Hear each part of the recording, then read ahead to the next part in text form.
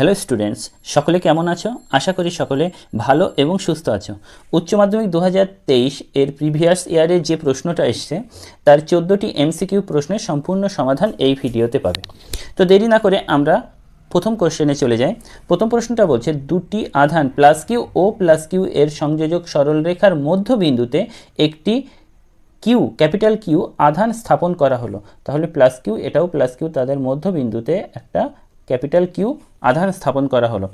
সংস্থাটি সাম্যাবস্থায় থাকবে যদি কিউ আধানটি হয়, অর্থাৎ এই পুরো সংস্থাটি সাম্যাবস্থায় থাকবে। শুধুমাত্র এটা বা শুধুমাত্র এটা বা শুধুমাত্র এটা না, প্রত্যেকেই সাম্যাবস্থায় থাকবে। কখন? তো একটা জিনিস তোমরা লক্ষ্য করো, যেহেতু দুপাশে প্লাস কিউ আধান আছে, সুতরাং মাঝখানে তুমি যে আধানই রাখো না কেন তার উপর সমমানের এই দিকে আকর্ষণ, এদিকে যতটা আকর্ষণ এদিকে ততটা আকর্ষণ, বা এদিকে যতটা বিকর্ষণ করবে এই আধানও ঠিক ততটাই বিকর্ষণ করবে। অর্থাৎ মাঝখানের আধানটা সাম্যাবস্থায় থাকবে, এটা কোনো দ্বিমত নেই। কিন্তু এখানে যদি প্লাস কিউ আধান রাখা হয় তাহলে এই আধানটার কথা ভাবো, এই প্লাস কিউ আধান একে বিকর্ষণ করবে, এও বিকর্ষণ করবে, আলটিমেট এ সাম্যাবস্থায় থাকতে পারবে না। সুতরাং এই যে আধানটা প্লাস হওয়া সম্ভব নয়। মাইনাস যদি হয়, যদি এটা মাইনাস হয় তাহলে দেখো এই আধানকে আকর্ষণ করবে আর এই আধান একে বিকর্ষণ করবে। বা এখানেও যদি লক্ষ্য করি, এটা যদি মাইনাস আধান হয় তাহলে এই আধান একে আকর্ষণ করবে আর এই আধান একে বিকর্ষণ করবে, আলটিমেট তখন পসিবল। অর্থাৎ এই আধানটা নেগেটিভ হবে, এটা আমরা শিওর হয়ে গেলাম। এবার দেখি এই যে আধানটা সাম্যাবস্থায় থাকবে কিভাবে। তো আমি মনে করলাম এদের দুজনের মধ্যে দূরত্ব 2r, মানে এইটুকু r আর এইটুকু r। এখন এই আধানটার উপরে এই ক্যাপিটাল কিউ দিয়ে যতটা আকর্ষণ বা বিকর্ষণ বল কাজ করছে সেটা কত হবে? 1/4 pi epsilon naught Q small Q by R square. আর এই আধানটার উপর এই আধান দিয়ে প্রযুক্ত এটা তো আকর্ষণ বল, আর এই যে হলো প্লাস কিউ দিয়ে যে বিকর্ষণ বলটা, সেই বিকর্ষণ বলটা কত হবে? 1/4 pi epsilon naught small Q by এই দুটোর মধ্যে এখন দূরত্ব নিতে হবে 2r এর স্কোয়ার। এই দুটো বল সমান হবে, অর্থাৎ এই নেগেটিভ আধান দিয়ে আকর্ষণ বল আর এই পজিটিভ আধান দিয়ে বিকর্ষণ বল, এই দুটো বল এর উপরে সমান হলে তবেই তো এটা সাম্যাবস্থায় থাকবে। এবার এখান থেকে তোমরা ক্যালকুলেট করো, এই দুটো কেটে দিলাম 1/4 পাই এপসাইলন নট, কিউ কেটে দিলাম, এখানে দেখো আর স্কোয়ার, এখানে 4r স্কোয়ার থাকছে, তো 2r এর হোল স্কোয়ার মানে তো 4r স্কোয়ার, একটা আর স্কোয়ার কেটে গেলে থাকছে কি? শুধু 4। তার মানে ক্যাপিটাল কিউ এর মান হয়ে যাচ্ছে স্মল কিউ বাই 4। আগে দেখলাম নেগেটিভ আর এখানে দেখলাম স্মল কিউ বাই 4, তবে আমাদের রাইট আনসার হয়ে যাচ্ছে ডি। বুঝতে পেরেছো? নেক্সট প্রশ্ন দেখো কি বলছে, 3টি 4 মাইক্রোফ্যারাড ধারকত্বের ধারককে এমনভাবে যুক্ত করা হলো যার ফলে কার্যকর ধারকত্ব পাওয়া গেল 6 মাইক্রোফ্যারাড। এই সমন্বয়টি করা যাবে কখন? প্রতিটি ধারক যখন শ্রেণীতে। তো উত্তরগুলোতে যাওয়ার আগে আমরা ছোট্ট একটা জিনিস এখানে আর একবার একটু স্মরণ করে নিই। যদি এরকম শ্রেণীতে আধান মানে ধারকগুলো থাকে তাহলে তুল্য ধারকত্ব 1/c = 1/c1 + 1/c2 + 1/c3 এই ফর্মুলায় যায়। যদি সমান্তরালে থাকে, ধারক যদি সমান্তরালে থাকে তাহলে তার ফর্মুলাটা কি? সমান্তরালে ধারকগুলো যদি থাকে তাহলে তার formula c = c1 + c2 + c3, এরকম ফর্মুলাটা ছিল। তো এটা আমরা পাশে রেখে দিলাম। প্রথম বলছে প্রতিটি ধারক যদি শ্রেণীতে যুক্ত থাকে, শ্রেণীতে মানে এইভাবে, তো এইভাবে যদি প্রত্যেকটি যুক্ত থাকে তাহলে আমাদের কি হবে? 1/c = কত হবে? 1/4 + 1/4 + 1/4, তার মানে 3/4। তার মানে উল্টে দিলে c এর মান হচ্ছে 4/3। তাহলে এটা তো হচ্ছে না, 6 কি হয়েছে? হচ্ছে না, তাহলে প্রথম অপশানটা হলো না।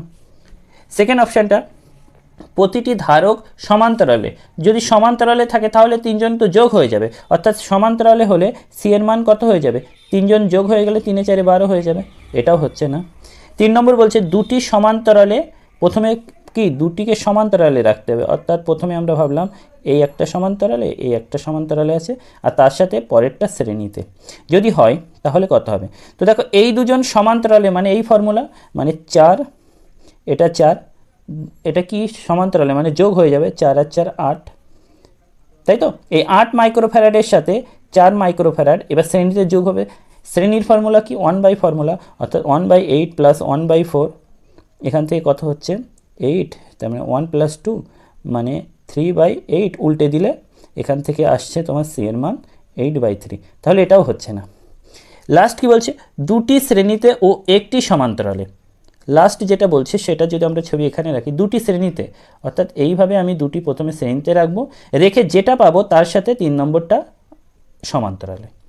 তো দেখো এই দুটো যদি শ্রেণীতে অর্থাৎ পরপর এইভাবে যুক্ত হয়, তার মানে এই ফর্মুলা দিয়ে যাবে, অর্থাৎ এখানে 4 আর 4 যদি শ্রেণীতে যুক্ত হয় তুল্য হবে 1/4 প্লাস 1/4 মানে 2/4, তার মানে হাফ, তার মানে উল্টে দিলে এখান থেকে আসছে কত 2, তাহলে এই দুজন মিলে তৈরি করলো 2 মাইক্রোফ্যারাড। এবার 2 এর সাথে এই 4টা যদি কি সমান্তরাল সমবায় আছে, তাহলে 2 তো সমান্তরালে তো যোগ হয়ে যায়, তার মানে এর সাথে যদি 4 এ যদি যোগ হয়ে যায়, হয়ে যাচ্ছে কত 6 মাইক্রোফ্যারাড। আবার দেখো এই দুজন আছে কি শ্রেণীতে, এই ফর্মুলা দিয়ে এখান থেকে আসলো 2, ঠিক একইভাবে যে 2টা পেলাম তার সাথে এই 4টা কি আছে সমান্তরাল সমবায়ে, তাই যোগ হয়ে গেল, অর্থাৎ আমাদের ডি হলো রাইট আনসার। ভিডিও কেমন লাগছে অবশ্যই তোমরা কমেন্টে জানাবে, এবং তোমাদের আর কেমন ধরনের প্রশ্ন দরকার, বিশেষ করে যারা এই 2025 সালে উচ্চ মাধ্যমিক দিতে চলেছ তাদের ক্ষেত্রে আর কোন ধরনের ভিডিও বেশি উপকারী সেটা জানাবে।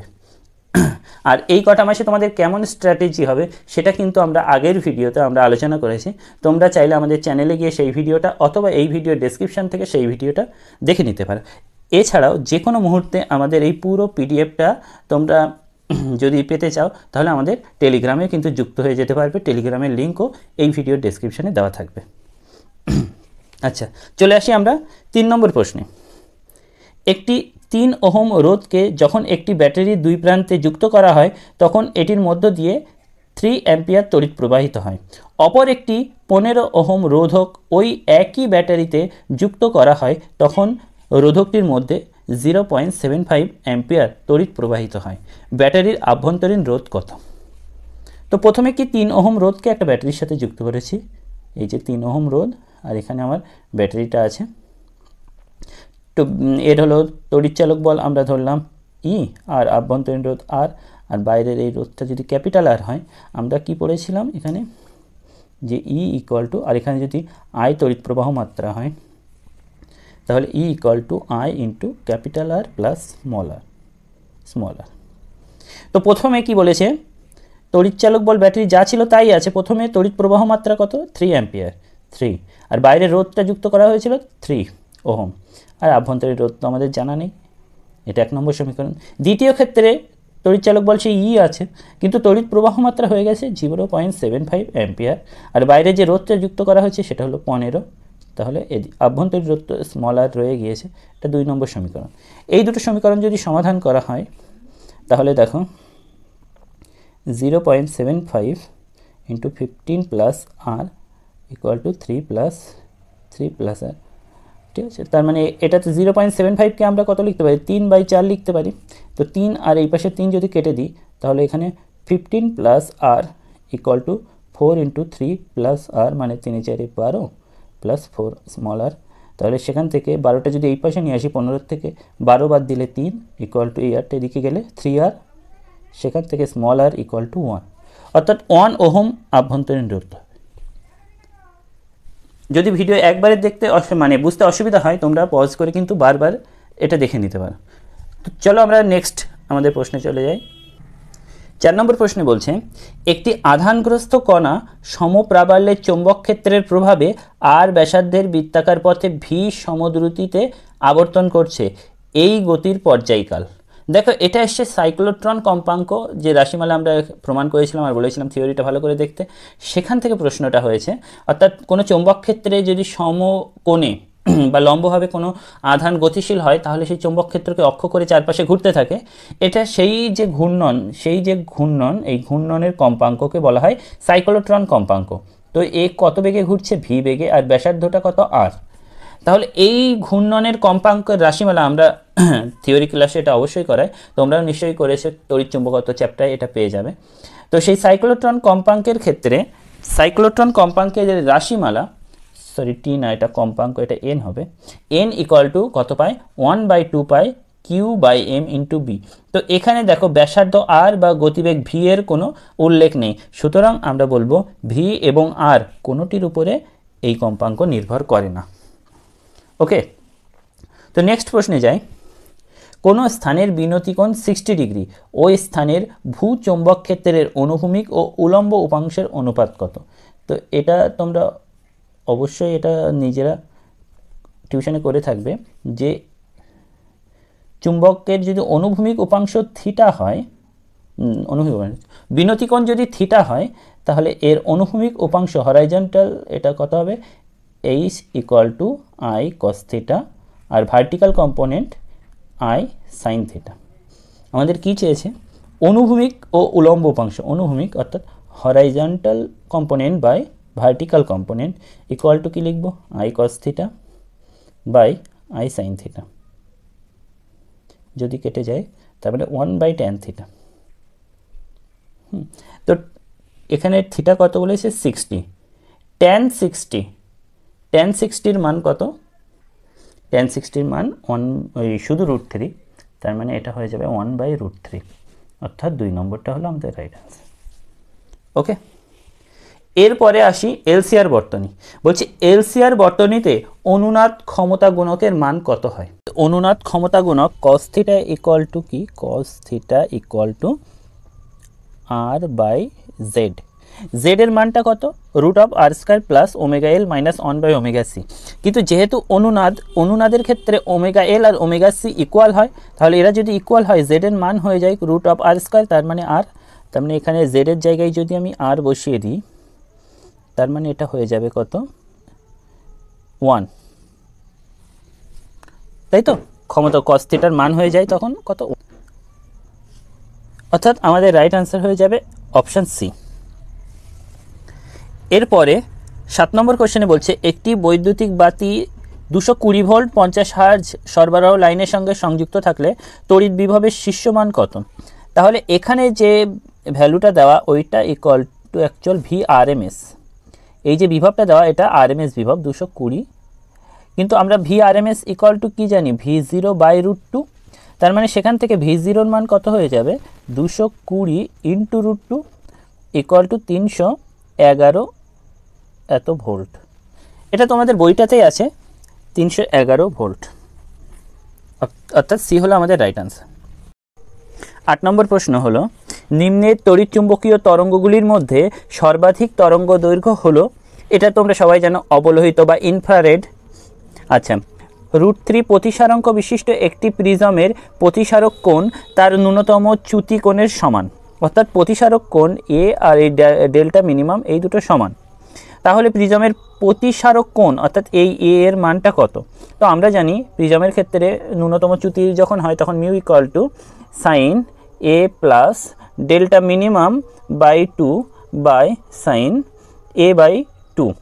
এখন ডেল্টা মিনিমাম আর এ তো ইকুয়াল, তার মানে এই উপরেরটা তখন কত হয়ে যাবে, সাইন 2 ইন্টু a/2, দুটো এ হয়ে যাচ্ছে, আর নিচে থাকছে সাইন a/2। তো সাইন 2 থিটার ফর্মুলা আবার কি চাই, 2 sign a/2 cause a/2 sign 2 থিটার formula 2 sine theta cause theta, সেই ফর্মুলা, আর নিচে সাইন a/2 রেখে দিলাম। তাহলে এটা যদি কেটে নিই তাহলে এখানে থাকছে কত, এখানে mu equal two 2 cos a/2, অতএব মিউ এর মান আবার কত, √3 ইকুয়াল টু 2 cos a/2, তার মানে এখানে √3/2 ইকুয়াল টু cos a/2। তো cos কতর মান √3/2 হয়, cos 30 মান, অর্থাৎ a/2 ইকুয়াল টু 30, তার মানে এর মান হয়ে যাচ্ছে এখান থেকে 60 হলো আমাদের রাইট আনসার। এরপরে 10 নম্বর প্রশ্ন দেখো, একটি রেখা ছিদ্রের জন্য অপবর্তন গঠনে গৌণ চরম বিন্দুটি পাওয়ার শর্ত কি? শর্ত কি হবে, a sin থিটা λ/2 এর বিজোড় গুণিতক, তাই তো? জোড় গুণিতকে ক্যান্সেল হয়ে অন্ধকার হয়ে যায়, তাই জন্য বিজোড় গুণিতকগুলোই নিতে হয়। একটি প্রদত্ত ধাতুর তলের ক্ষেত্রে আপতিত আলোর কম্পাঙ্ক বনাম নিবৃত্তি বিভব, তার মানে একদিকে থাকছে নিবৃত্তি বিভব আর একদিকে থাকছে কম্পাঙ্ক বা নিউ দিয়ে প্রকাশ করে নিবৃত্তি বা ভি। তা বিভব ইকুয়াল টু আমরা কি লিখতে পারি, আমরা তো এই যে কৃতকার্য W equal to H new ভাবতে পারি, শক্তি আর কৃতকার্য সমান। আবার W মানে কি, EV equal to H new, তাই তো? তাহলে ভি বাই যদি আমরা এই নিউটা নিচে নিয়ে আসি, তার মানে এইচ বাই ই হয়ে যাবে। ভি বাই ই নিলাম কেন, এটা যদি এই রকম হলো গ্রাফ হয় তাহলে তার নতি বা ট্যান থিটা ইকুয়াল টু সবসময় কি উলম্ব যে অক্ষ যাকে নেব ওয়াই বাই এক্স, তার মানে ভি বাই নিউ, এটাই তো নতি। তা নতি এখান থেকে আবার পেলাম কত, এইচ বাই ই। তাহলে সি হলো আমাদের রাইট আনসার। ঠিক আছে, তো এই হলো কত, 9-এর দাগ, 9-এর দাগ না সরি, এটা হলো কত, 11-এর দাগ। নেক্সট আমরা 12-এর দাগ দেখব।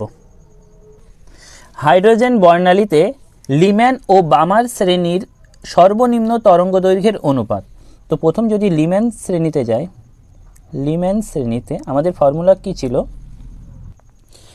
একটু তোমরা ফর্মুলাটা আরেকবার একটু চেক করে নিও। তো যতটা মনে পড়ছে ফর্মুলাটা ছিল 1/λ equal to R into 1/n1 minus 1/n2 এর স্কোয়ার, তাই তো এরকম ছিল। তো লিম্যান সিরিজের ক্ষেত্রে প্রথম n1 এর মান কত হয়ে যাবে, 1। n1 এর মান যদি 1 হয় তাহলে এখানে লিম্যান শ্রেণীটা হয়ে যাবে 1/λ equal to R into 1 minus 1/n2 এর স্কোয়ার। এবার দেখো সর্বনিম্ন তখনই হবে যখন এটার মান n2 এর মান সর্বোচ্চ, অর্থাৎ সর্বোচ্চ কত হতে পারে, ইনফিনিটি। তো এটা যদি ইনফিনিটি বসিয়ে দিই তাহলে এই পার্টটা হয়ে যাচ্ছে কত, 0। 1/∞ মানে 0, তার মানে এখান থেকে এর ভ্যালুটা হয়ে যাচ্ছে আর 1/λ এর ভ্যালুটা হয়ে যাচ্ছে আর, তাই তো, বা ল্যামডা মিনিমাম, তার মানে 1/λ মিনিমাম হয়ে যাচ্ছে, সরি এখান থেকে ল্যামডা মিনিমাম হয়ে যাচ্ছে 1/r। এটা লিম্যান শ্রেণীর জন্য, এই জন্য এখানে এল লিখলাম। একইভাবে বামার শ্রেণীর জন্য যদি দেখি, বামার শ্রেণী, তাহলে 1/λ ইকুয়াল টু আর ইন্টু 1/2, 2 এর স্কোয়ার করলে 4 মাইনাস 1/n2 এর স্কোয়ার, তাই না। এবার যদি আমরা সর্বনিম্ন তরঙ্গ দৈর্ঘ্য দেখি 1/λ মিনিমাম, তখন এটা ইনফিনিটি করতে হবে, এই পার্টটা 0 হয়ে যাবে, অর্থাৎ r/4, অর্থাৎ ল্যামডা মিনিমাম কত হচ্ছে 4/r। এটা বামার শ্রেণী। ওকে, আমাকে কি বলেছে, লিম্যান ও বামার শ্রেণীর সর্বনিম্ন তরঙ্গ দৈর্ঘ্যের অনুপাত, লিম্যান আর বামার শ্রেণী এদের অনুপাত যদি করা হয় তাহলে কত হবে, 1:4, অর্থাৎ রাইট আনসার হয়ে যাবে অপশান এ। ওকে, নেক্সট অর্থাৎ 13-এর দাগে কি বলছে, সার্বজনীন গেট কোনটা। এটা তো তোমরা সবাই জানো, ন্যান্ড আর নরকে আমরা সার্বজনীন গেট বলি। কেন বলি, এই গেট দিয়ে আমরা অন্যান্য সমস্ত গেট বানাতে পারি। আচ্ছা, এরপরে আছে যোগাযোগ ব্যবস্থার যে স্থানে সংকেত অপসর দ্বারা খুব বেশি প্রভাবিত হয়। এটা দেখো, প্রেরক স্থান, সম্প্রচারের স্থান, বার্তা সংকেত উৎস স্থানে আর সংগ্রাহক স্থানে। এটা সম্প্রচারক এই স্থানে আমাদের বেশি অপসর যুক্ত হয়, অর্থাৎ অপশান বি হলো রাইট আনসার। তো এই হলো 14টা এমসিকিউ প্রশ্নের সমাধান। তো এই পুরো যে পিডিএফটা কিন্তু তোমরা টেলিগ্রামে পেয়ে যাবে। তোমরা কিন্তু বাংলা ফিজিক্স টেলিগ্রামটা সার্চ করেও পেতে পারো, অথবা আমাদের এই ভিডিও ডেসক্রিপশানে দেওয়া লিঙ্ক থেকেও তোমরা কিন্তু জয়েন হতে পারো। তাছাড়া তোমাদের এই রিলেটেড আরও কীরকম ধরনের ভিডিও তোমাদের ক্ষেত্রে সুইটেবল সেটা তোমরা জানাবে। আমরা ট্রাই করব যে তোমাদের যাতে যেগুলো দরকার, যেগুলো প্রয়োজন সেই অনুযায়ী ভিডিও বানানো। ততক্ষণ সকলে ভালো থাকবে, বাই।